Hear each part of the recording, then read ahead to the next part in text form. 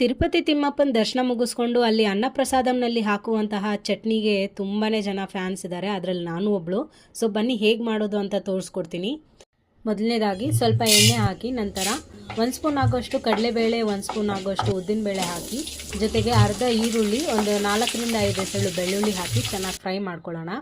ಇದಕ್ಕೆ ಅರ್ಧ ಸ್ಪೂನ್ ಆಗೋಷ್ಟು ಜೀರಿಗೆ, ಸ್ವಲ್ಪ ಹುಣಸೆಹಣ್ಣು, 4 ರಿಂದ 5 ಒಣಮೆಣಸಿನ್ಕಾಯಿ ಇದನ್ನೆಲ್ಲ ಹಾಕಿ ಚೆನ್ನಾಗಿ ಫ್ರೈ ಮಾಡ್ಕೊಳ್ಳೋಣ. ನಂತರ ಇದಕ್ಕೆ 2 ಕಟ್ ಮಾಡಿರುವಂತಹ ಟೊಮೆಟೊ ಹಾಕ್ತಾಯಿದ್ದೀನಿ. ಸ್ವಲ್ಪ ಹುಳಿಯಾಗಿದ್ದರೆ ತುಂಬ ಚೆನ್ನಾಗಿರುತ್ತೆ, ಅದಕ್ಕೋಸ್ಕರ. ಈಗ ಇದು ತಣ್ಣಗಾದ ನಂತರ ಇದನ್ನು ಮಿಕ್ಸಿ ಜಾರ್ಗೆ ಹಾಕ್ಕೊಳ್ತಾ ಇದ್ದೀನಿ. ಈಗ ಇದಕ್ಕೆ ಅರ್ಧ ಕಪ್ ಆಗೋಷ್ಟು ತೆಂಗಿನಕಾಯಿ, ಸ್ವಲ್ಪ ಕೊತ್ತಂಬರಿ ಸೊಪ್ಪು, ಸ್ವಲ್ಪ ಕಲ್ಲುಪ್ಪನ್ನು ಹಾಕಿ ಇದನ್ನು ಗ್ರೈಂಡ್ ಮಾಡ್ಕೊಳ್ಳೋಣ.